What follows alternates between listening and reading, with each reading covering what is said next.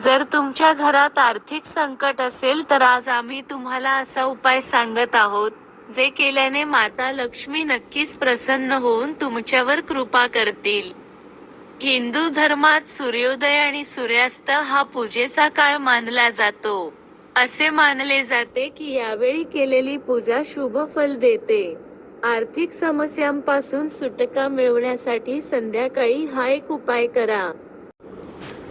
रोज संध्याकाळी तुळशीच्या जवळ शुद्ध गाईच्या तुपाचा दिवा लावावा.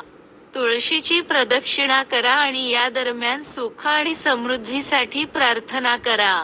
जर तुम्ही हे नियमित केले तर माता लक्ष्मी प्रसन्न होऊन तुमच्यावर आशीर्वादाचा वर्षाव करेल. तुमच्या सर्व आर्थिक समस्या संपतील.